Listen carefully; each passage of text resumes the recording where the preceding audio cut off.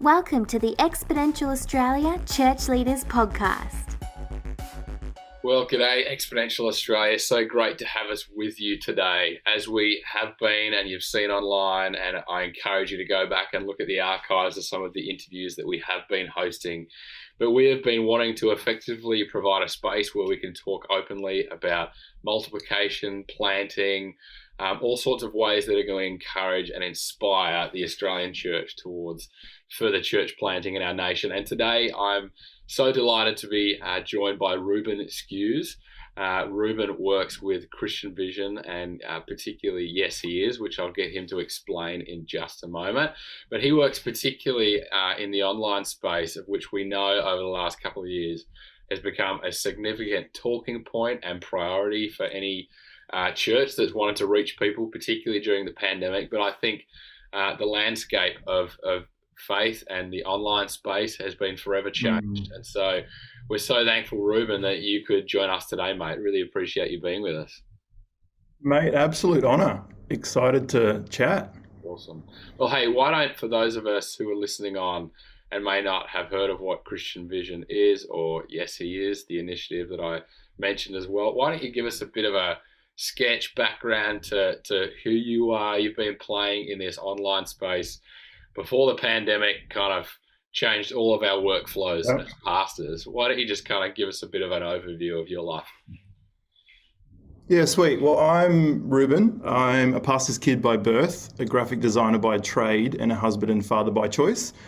Married to Olivia for 10 years, got a beautiful daughter Lainey who's 2, and I'm based on the sunny coast. I'm actually looking out at my window over Cotton Tree Beach and am just suffering for Jesus in paradise. I've spent so many years working for churches, in churches, and with churches. For churches as a graphic designer, in church as youth and young adult pastors, and then with churches now, working for Christian Vision, I guess a parachurch organization. And for context for CV, we're a global Christian ministry, really with evangelism at our heart. We have a mission to introduce people to Jesus and encourage them to become his true followers. And we do that, I guess, in 3 ways. We introduce people to Jesus, we mobilize Christians to share their faith, and then we resource churches with free resources to help them do their work. And I work, I guess, specifically in the mobilize Christians to share their faith. CV's got an activity called yesHEis, and I guess the heart of yesHEis really is to increase the confidence of young adult Christians to live on mission, to be confident to talk to anyone about Jesus. It's a long-term behavior change strategy calling young adults to the lifestyle of evangelism. Wow. Mate, that's a brilliant and eloquent description of what you do in your day-to-day.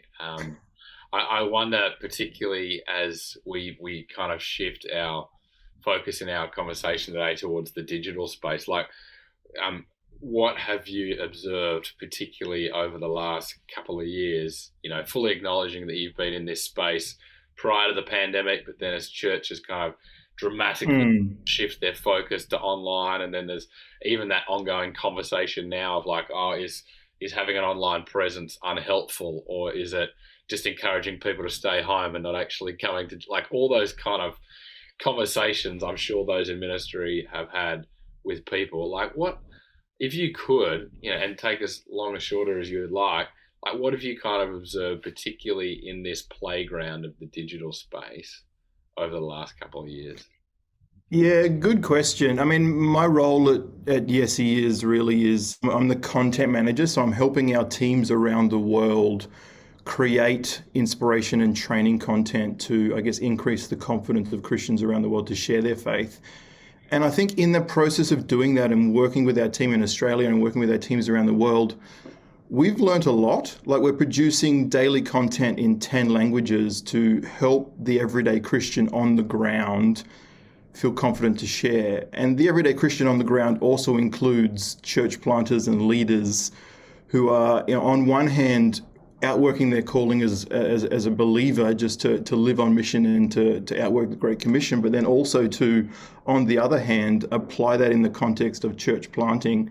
And I think if anything that we've learned through the craziness of COVID and the craziness of everyone having to go online is the greatest thing trending is still the need for meaningful connection. Wow.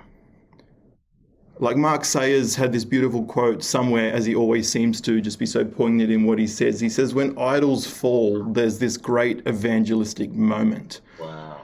And I think COVID, people's worlds have fallen out from underneath them. Like their idols have fallen and suddenly they're searching for identity, purpose, and belonging. And I think there's this massive like evangelistic moment for the church. So if there's anything that I've noticed, sure, evangelism's on the up for us, definitely. But if anything, it's just the deep need for people to find meaningful connection.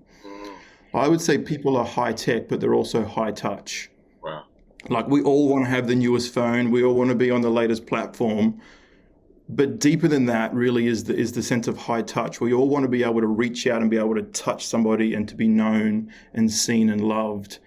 And if there's been anything trending, it's really that Aussies are online looking for friendship, looking for meaning, and looking for purpose. And we found that they're more willing to chat over a flat screen than they are over a flat white.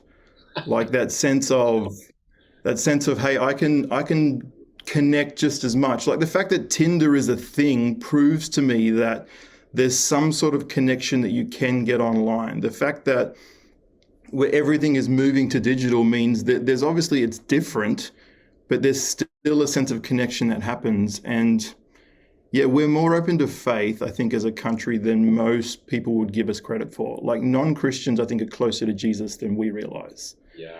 And more often than not, they're just waiting for us to start the conversation, raise the topic, or invite them to a service. Yeah.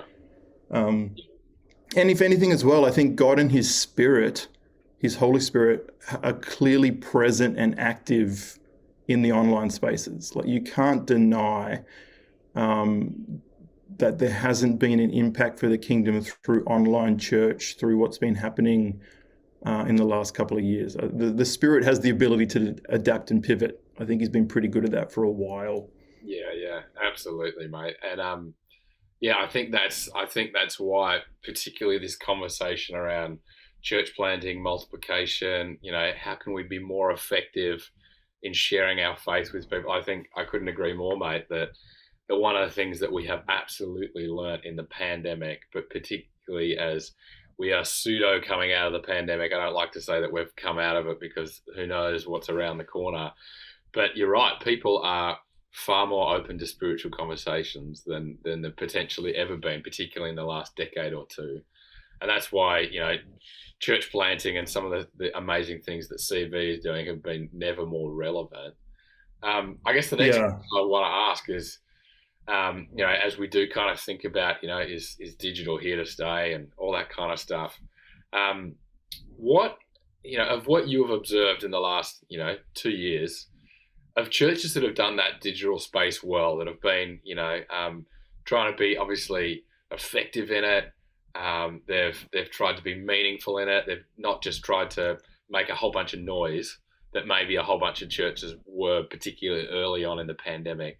Going forth, like what are some of the churches we're looking to that are doing that really well? And why do you think that is? Like what are some of the things that you've observed about churches that have used the digital space well to engage and reach people? I should just stop and recognize the fact that like COVID has forced every church and every leader to become a startup and an entrepreneur. Like you've become just very good at pivoting and adapting. And I just want to acknowledge that and say you as a leader are amazing. The fact that you've now had to learn how to run a camera, do a switchboard, go live is incredible. But I think the challenge for churches through the period, if I can just acknowledge this first, is that we've replicated before we've innovated. Yes. Like the online church experience so far, I think is just the replication of a Sunday context, not the innovation for an online context. And if there's maybe any reason that leaders hate online church, that there seems to be this sort of through line of like, we don't know if it's good or not. I wonder if it's more because it's caused them PTSD is maybe less than the fact that it's contending for like church attendance in the room. I think you've just been whiplashed.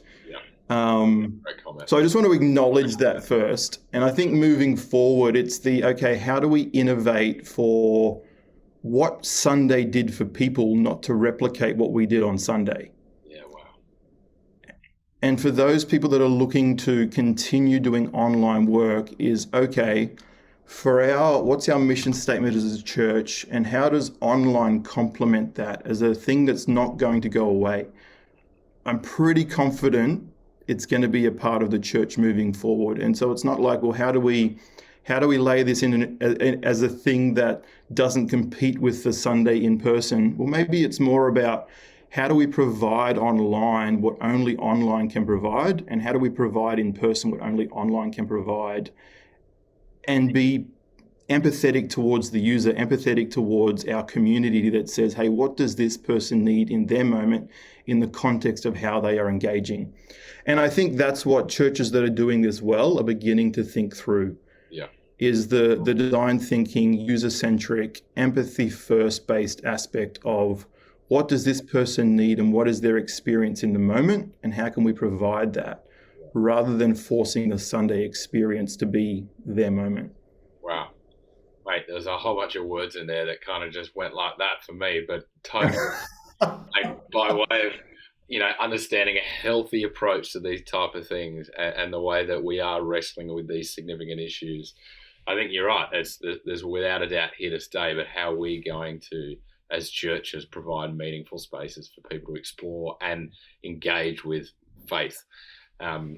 Yeah, and from our experience, like most people that we've engaged with online actually have no church context. Wow. So there's a lot of language, there's a lot of assumption that we make to the experience that they've got like, I have no idea what you're talking about. So there's actually a fresh opportunity to start from scratch and rethink, how do we want to be known? How do we want to be seen? And how can we provide something of value to an audience that actually has never stepped into a room? Wow. And mate, which I think is exciting. Totally. And that leads me to ask the question that I know I've heard in a lot of different circles. The Metaverse, do you have any thoughts on it? Like what a wild world we live in where Metaverse church is a conversation topic at the moment. Yeah, I've spent a lot of time doing work in AI. Wow. And if there's anything that the AI industry does well is to puff itself up and to sound like it's bigger than it truly is. And I have a suspicion that the Metaverse is the same, that it's got grand ambitions, and right now it's actually fairly small, and there's a lot of work to do to reach the place that Mark may be saying that it could be. But yes, I would encourage church leaders to be thinking, like you consider Facebook and Instagram, like if they were countries, their population would be in the billions. And if they were countries, churches would be sending missionaries and coming up with strategies to reach it. Yeah. Wow. And so if the Metaverse has a population of people, then why not consider it a mission field? Like, why not say, hey, we've sent missionaries to Indonesia. Why can't we send missionaries to the Metaverse? Or why can't we just be a church in the Metaverse? Yeah. That's awesome, Reuben. So I'm not versed enough in the Metaverse to really give you like a strong opinion, other than I would stay curious and consider what are my opportunities and how can we innovate and try something new. Because you and Life Church, the one that seems to be like on the forefront, it's you and 10 other churches at the moment. So while you could be small in the background nowhere, you actually may be able to play a big part in innovating something cool for a new space. Wow. Stay curious. That's a great word, mate. That's one that should, each of us should be wrestling with.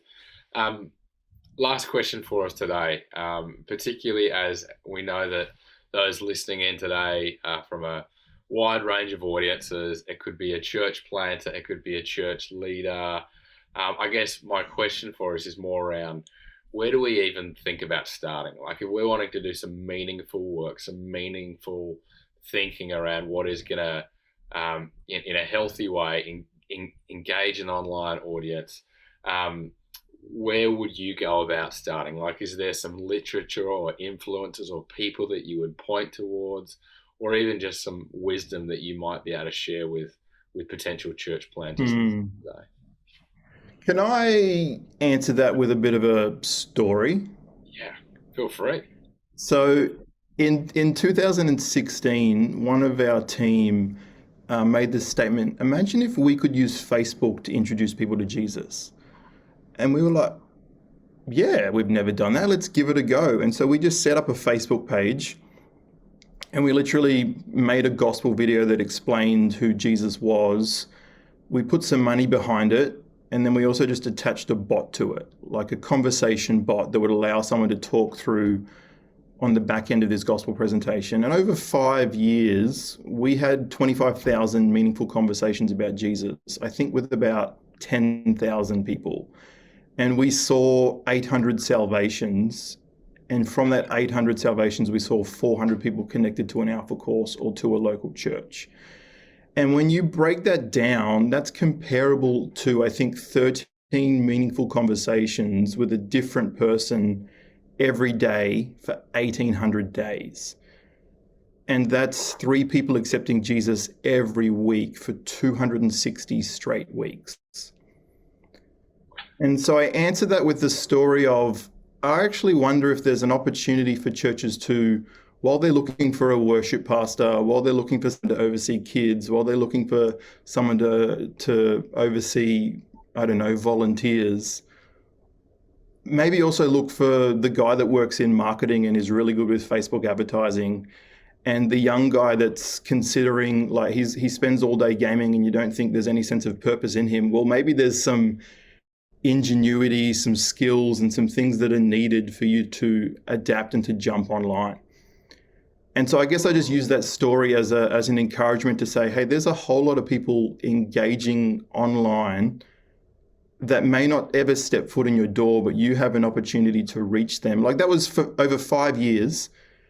We saw 800 salvations, 400 people connected into a church. And like, I'm not sure if that's comparable to what church planting is like. I have absolutely no idea, but it could be just an additional thing, an add-on to your church planting strategy is, hey, if people are looking for meaningful connection, how can we, when we plant our church, consider how to layer that in? And I think there probably are some skill sets with those who are working in the creative industries that would be good to include them on your leadership team next to your worship pastor and your kids pastor. Absolutely, Reuben. Hey, you've given just so much food for thought, just a real taster and kind of a broader horizon of the way that church plants and churches could be thinking about this stuff. So, Reuben, we just really appreciate your time. And I just want to encourage anyone to go over and check out Christian Vision and just check out some of the great work that they do as well that may be able to assist in your ongoing ministry. cvglobal.co and yesHEis.com. And you'll find everything you need there. It's been an absolute joy, mate. Awesome. Bless you, Reuben. We'll chat soon. Thanks for listening. For more great resources, please head to our website at exponential.org.au.